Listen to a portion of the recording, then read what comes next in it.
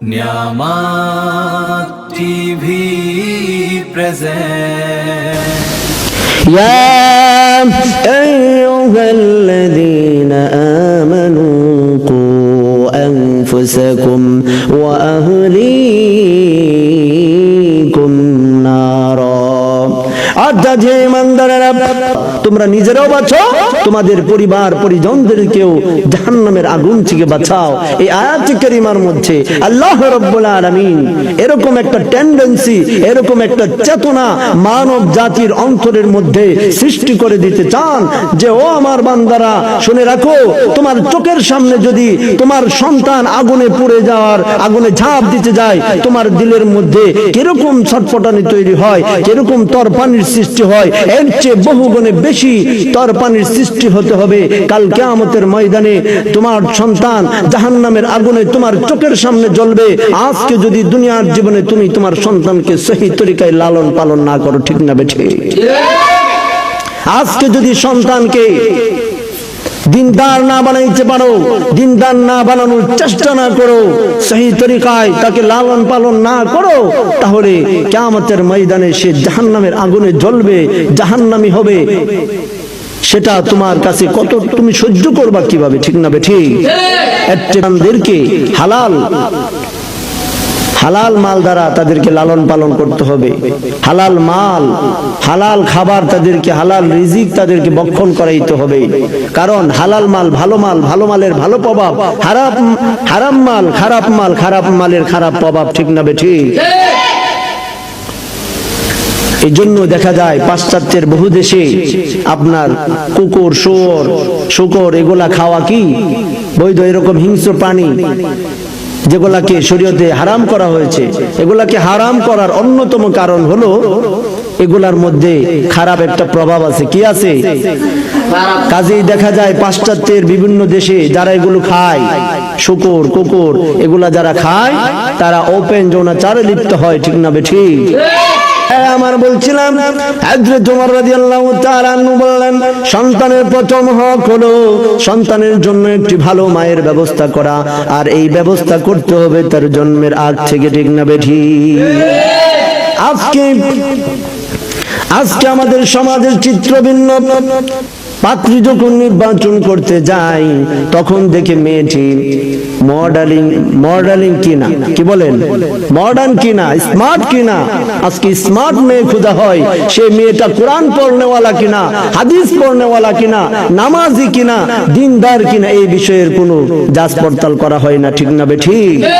কাজে আজকে সমাজের গার্ডিয়ানরাও, সমাজের পিতামাতারাও আজকে তাদের মেয়েদেরকে কি করে মডার্ন বানায়, স্মার্ট বানায়।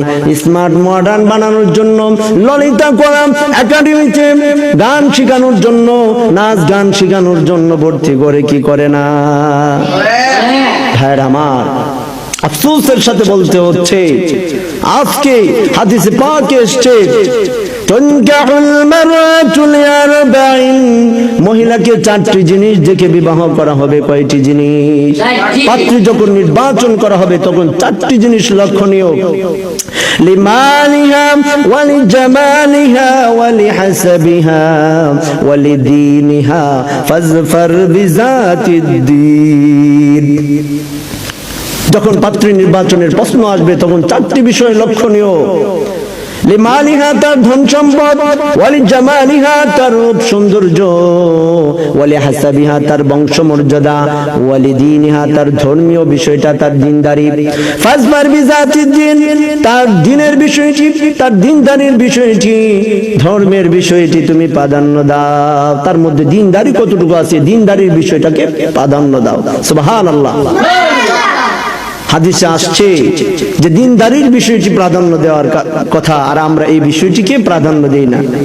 আগে বলে হুন্ডা দিবনি, কি বলেন, মোটরসাইকেল দিবনি শ্বশুর বাড়ি থেকে, বলে কি বলে না? হ্যাঁ, এরকম বাইনা করে বসে, করে কি করে না? যৌতুকের বাইনা করে, কি করে না? মেয়ে মডেলিং কিনা, হ্যাঁ, মেয়ে মডার্ন কিনা, স্মার্ট কিনা, আধুনিক কিনা। নাউজুবিল্লাহ মিন যালিক। হ্যাঁ, আমার আজকে যদি আমরা বিশ্বনবী সাল্লাল্লাহু আলাইহি ওয়াসাল্লামের হাদিসের দিকে ফিরে যাই, হাদিস অনুযায়ী আমল করি। যদি দিনদারির বিষয়টিকে প্রাধান্য দিতাম তাহলে সমাজের চিত্র হতো ভিন্ন, সমাজের চিত্র হতো ভিন্ন। আজকে সমাজের পিতামাতারাও চিন্তা করত, আজকে যদি আমার মেয়েকে দিনদার না বানাই, কোরআন কিতাব না শিক্ষা দেই, কোরআন না পড়াই, নামাজি না বানাই, দিনদার না বানাই, তাহলে আজকে একটা ভালো দিনদার পাত্রের কাছে দেয়া যাবে না। ঠিক না বেঠিক? কাজে আসুন, আজকের মাহফিল থেকে আমি গোটা বাংলার যুবক ভাইদেরকে উদারত আহ্বান জানাবো, গার্ডিয়ানদেরকে উদারত আহ্বান জানাবো। আজকে যখন পাত্র পাত্রী নির্বাচনের বিষয় আসবে, তখন আমরা এই বিষয়টি, ধর্মের বিষয়টিকে প্রাধান্য দিব। পারবো তো ইনশাআল্লাহ? আল্লাহ পাক আমাদের সব ভাইকে তৌফিক দান করুন, সকলে বলে আমিন। ভাই আমার, এটা হলো প্রথম নাম্বার হক। সন্তানের প্রথম হক হলো তার একটা ভালো মায়ের ব্যবস্থা করা। ঠিক না বেঠিক? 2 নাম্বার হক হলো তার একটা ইসলামিক নাম রাখা। কি নাম? ইসলামিক নাম রাখা। ইসলামিক নাম রাখা, অর্থপূর্ণ ভালো নাম রাখা। বিশ্বনবী সাল্লাল্লাহু আলাইহি ওয়াসাল্লামের কাছে যদি কোনো মানুষ আসতেন যার নামের অর্থ ভালো না, সে নামটা তিনি চেঞ্জ করে ভালো একটা ইসলামিক নাম রেখে দিতেন। হাকিমুল উম্মাত আশরাফ আলী থানভী রাহমাতুল্লাহি আলাইহি তিনিও এরকমটি করতেন। তার জামানায় এক লোক এসে তাকে বলল যে হুজুর, আমার ছেলেটা প্রায় অসুস্থ থাকে, আমি জিজ্ঞেস করলাম যে তার নাম কি? তো লোকটি বলল যে তার নাম হলো কালিমুল্লাহ। কালিম অর্থই হলো জখম, আহত, ক্ষত বিক্ষত। তো আমি চিন্তা করে দেখলাম তার নামের মধ্যেই অসুস্থতার ঘ্রাণ পাওয়া যায়। আমি তার নামটা পাল্টিয়ে সালিমুল্লাহ রেখে দিলাম। কি রেখে দিলাম? সালিমুল্লাহ। সালিম অর্থ সুস্থ, শান্ত। তারপর কিছুদিন পরে খবর নিয়ে দেখা গেল ছেলেটি সুস্থ হয়ে গেছে, আলহামদুলিল্লাহ। ভাইয়ের আমার, এই জন্য ভালো নামের ভালো প্রভাব, খারাপ নামের খারাপ প্রভাব। ঠিক না বেঠিক? নামেরও একটা প্রভাব ব্যক্তি জীবনে ফেলে। বুঝতে পেরেছেন? শিয়াদের একটি ঘটনা শুনুন। শিয়ারা হযরত আলী রাদিয়াল্লাহু তাআলা আনহুর প্রতি অতি ভক্তি ছিল, আর ওমর এবং আবু বকর রাদিয়াল্লাহু তাআলা আনহুর প্রতি অনেক খেপা ছিল, বিদ্বেষী। আবু বকর এবং ওমর রাদিয়াল্লাহু তাআলা আনহুমা বিদ্বেষী ছিল। কারণ ছিল এটা তাদের ধারণা মতে যে হযরত আলী রাদিয়াল্লাহু তাআলা আনহু নবী পরিবারের হওয়ার কারণে খলিফা হওয়ার, ইসলামের সর্বপ্রথম খলিফা হওয়ার যোগ্যতা তিনি রাখেন, আর এই তিনার হক এটা রাখেন যে তিনি প্রথম খলিফা হবেন। তার এই হককে আবু বকর এবং ওমর রাদিয়াল্লাহু তাআলা আনহু তিনারা ছিনিয়ে নিয়েছেন। নাউজুবিল্লাহ। যাই হোক ভাইরা আমার, এই বিদ্বেষ থেকে এক শিয়া, তার 2টো গাধা ছিল। কয়টি গাধা? 2টো গাধা। একটা গাধার নাম রাখলো আবু। ভাইরা আমার, এই বিদ্বেষ থেকে ওই শিয়া ব্যক্তিটি তার একটি গাধার নাম রাখলো আবু বকর, আর একটি গাধার নাম রাখলো ওমর। ঘটনাক্রমে হঠাৎ একদিন একটা গাধা এরকম একটা লাথি দিল ওই ব্যক্তিকে, এক লাথিতেই শেষ, ভ্যানিশ হয়ে গেছে, এক লাথিতেই মারা গেছে। পরবর্তীতে খোঁজ নিয়ে দেখা গেল কোন গাধাটা লাথি দিল, সেই গাধাটার নাম ছিল ওমর। নাউজুবিল্লাহ। যাই হোক ভাইরা আমার, এই ঘটনা বলার উদ্দেশ্য ওই যে নামের প্রভাব ব্যক্তি জীবনে পড়ে, এই যে নাম রাখলো গাধার নাম ওমর, এই ওমর রাদিয়াল্লাহু তাআলা আনহু ছিলেন কি জালালি তবিয়তের, কি তবিয়তের গরম মেজাজি। এই গরম মেজাজের একটা প্রভাব, এই নামের একটা প্রভাব ওই গাধার মধ্যে পড়েছে। ঠিক না বেঠিক? কেমন গরম মেজাজি ছিলেন, আল্লাহু আকবার। তিনি যখন রাস্তা দিয়ে হেঁটে যেতেন, শয়তান ওই রাস্তা ত্যাগ করে চলে যেতেন। বুঝতে পারছেন? শয়তান রাস্তা ছেড়ে দিতেন ভয়ে। আল্লাহু আকবার। ভাইরা আমার, এই জন্য বলছিলাম ভালো নামের ভালো প্রভাব, খারাপ নামের খারাপ প্রভাব। ঠিক না বেঠিক? ভাইরা আমার, আমাদের সমাজের চিত্র আজকে সম্পূর্ণ ভিন্ন। ঠিক না বেঠিক? আমরা তো ভালো নাম রাখি না। আমরা রাখি কি নাম? বাংলা নাম, ইংলিশ নাম, ফার্সি নাম, জগা খিচুড়ি মার্কা নাম। ঠিক না বেঠিক? আর যদি ভালো নাম রাখিও সেটা আলমারিতে উঠায়া ফাইল পত্রে স্কুলের খাতায় বইপত্রে এটাকে আমরা রাখি, বলি যে ওদের আসল নাম, এটা আসল নাম আর এটা নকল নাম। না, আসল নকল বলতে কোনো কিছু নাই। ইসলামে নাম হবে একটা সুন্দর নাম, ইসলামিক নাম, অর্থপূর্ণ নাম, ঠিক না বেঠিক? ভাইয়ের আমার, ভালো নামে না ডাকলে এই নাম রেখে কোনো লাভ নাই, এই নামের ফায়দা পাওয়া যাবে না। ওই ভালো নামটাকেই তাকে ডাকতে হবে, তাহলে সে নামের ফায়দা পাওয়া যাবে। পারবো তো আমরা ইনশাআল্লাহ? যখনই কারো নাম রাখতে হবে আমরা হযরত উলামা ইকরামের সাথে যোগাযোগ করে, হক্কানি উলামা ইকরামের সাথে যোগাযোগ করে, ইমাম সাহেব, খতিব সাহেব তাদের সাথে যোগাযোগ করে, আলেম উলামার সাথে যোগাযোগ করে আমরা ইসলামিক নাম রাখবো। পারবো তো ইনশাআল্লাহ? আল্লাহ পাক আমাদের সব ভাইকে তৌফিক দান করেন, সকলে বলে আমিন। ভাইরা আমার, এটা হলো 2 নাম্বার হক। কয় নাম্বার হক? 2 নম্বর। সন্তানের দ্বিতীয় হক হলো তার জন্য ভালো একটি ইসলামিক নাম রাখা। 3 নাম্বার হক হলো তাকে কোরআন কিতাব শিক্ষা দেওয়া। কি শিক্ষা দেওয়া? কোরআন তো আমরা স্পষ্টভাবে বুঝি, কোরআন আল্লাহর কালাম শিক্ষা দিতে হবে। কিতাব মানে হলো তাকে ইসলামী দীক্ষা, ইসলামিক হিস্ট্রি, কালচার ছোট সময় থেকেই, তার জন্মের শুরুতেই তাকে ইসলামিক পরিভাষাগুলো তাকে শিখিয়ে দিতে হবে। সর্বপ্রথম বাচ্চাকে যখন কথা বলতে শিখে তখন তাকে যে কালিমা শেখানো উত্তম, সেটা হচ্ছে লা ইলাহা ইল্লাল্লাহ মুহাম্মাদুর রাসূলুল্লাহ। তাকে আল্লাহ, আল্লাহর রাসূলের নাম, তাকে পরিভাষা, সুন্দর সুন্দর ইসলামিক পরিভাষাগুলো তাকে শিখিয়ে দিতে হবে। এই জন্যই একটা বাচ্চা ভূমিষ্ঠ হওয়ার পরে তার ডান কানে আযান, বাম কানে ইকামতকে সুন্নত রাখা হয়েছে। সে আজকে যদিও এগুলা বুঝতেছে না, এগুলার অর্থ বুঝে না, কিন্তু তার একটা ভালো প্রভাব তার মধ্যে পড়বে, ঠিক না বেঠিক? এই জন্য তার জন্মের শুরু থেকেই তাকে ইসলামিক শিক্ষা দিতে হবে, ইসলামিক কৃষ্টি কালচার, ইসলামিক তাহজিব তামাদ্দুন তাকে শিক্ষা দিতে হবে, ঠিক না বেঠিক? কারণ ছোট সময়ের শিক্ষাটা পাথরে অঙ্কনের মতো অঙ্কিত হয়ে থাকে, ঠিক না বেঠিক?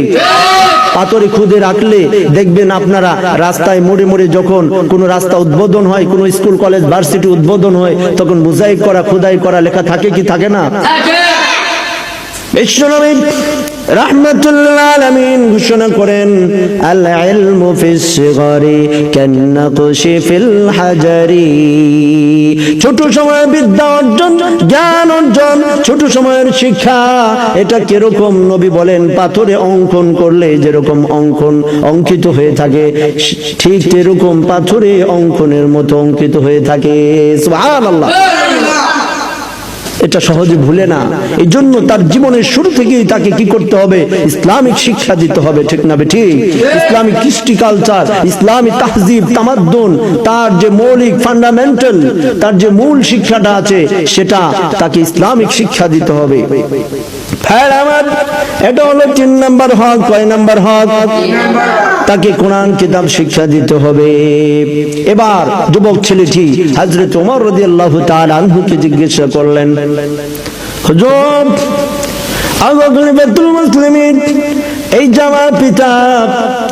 আমার পিতাকে জিজ্ঞাসা করে দেখুন, আপনি যে 3টি হক সন্তানের জন্য, 3টি হক আর অধিকারের কথা বললেন, আমার পিতাকে জিজ্ঞাসা করে দেখুন। প্রথম নাম্বার হকের কথা বললেন, আমার সন্তানের একটা হক হলো সন্তানের জন্য ভালো মায়ের ব্যবস্থা করা। আমার মা ছিল সিন্ধুর বান্দি, সিন্ধু প্রদেশের এক বান্দি আমার মা। তারপরে 2 নাম্বার হকের কথা বললেন, তার একটি ইসলামিক নাম রাখতে হবে।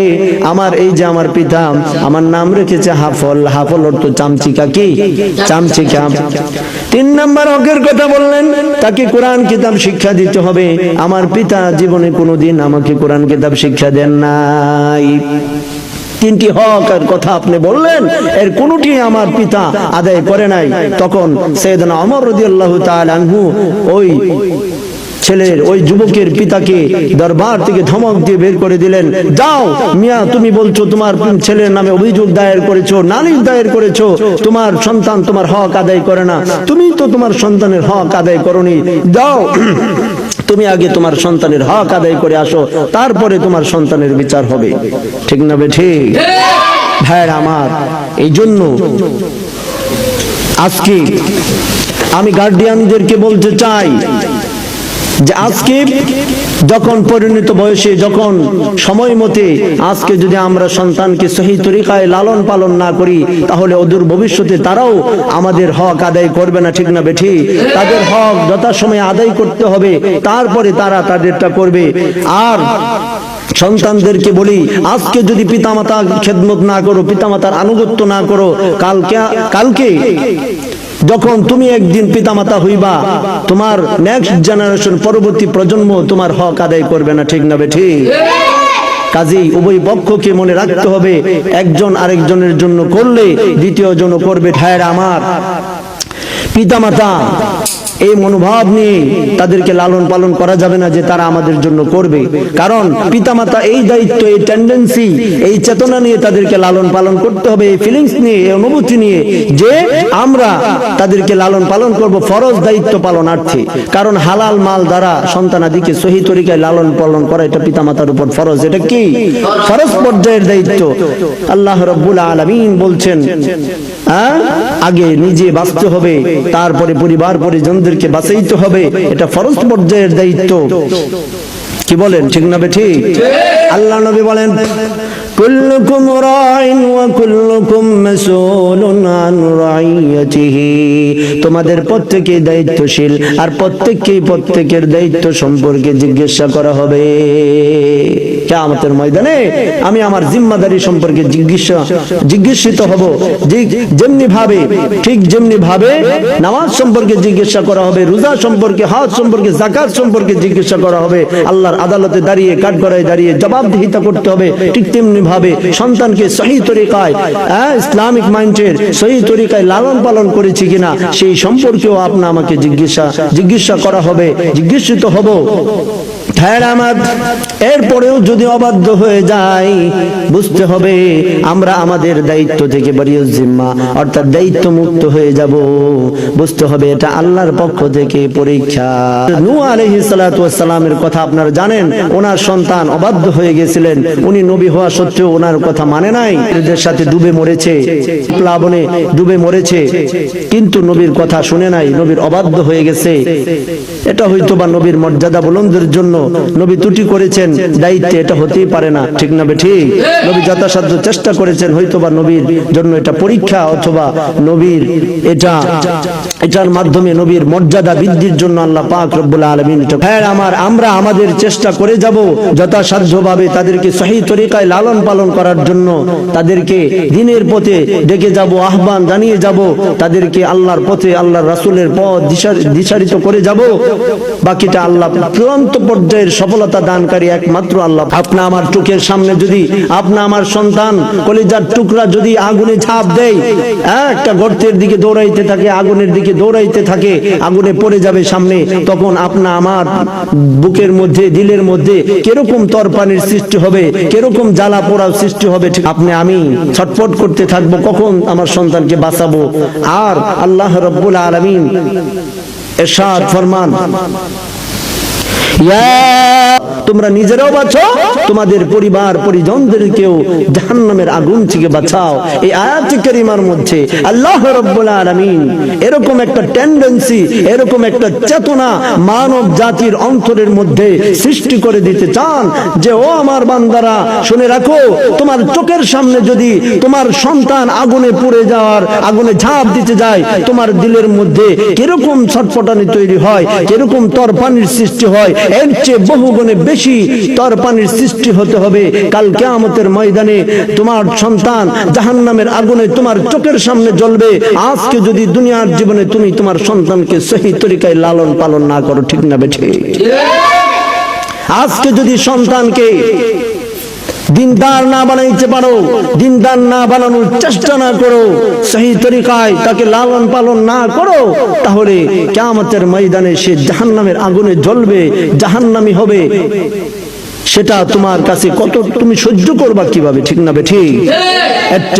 ইয়া আইয়ুহাল্লাযীনা আমানু কু আনফুসাকুম ওয়া আহলিকুম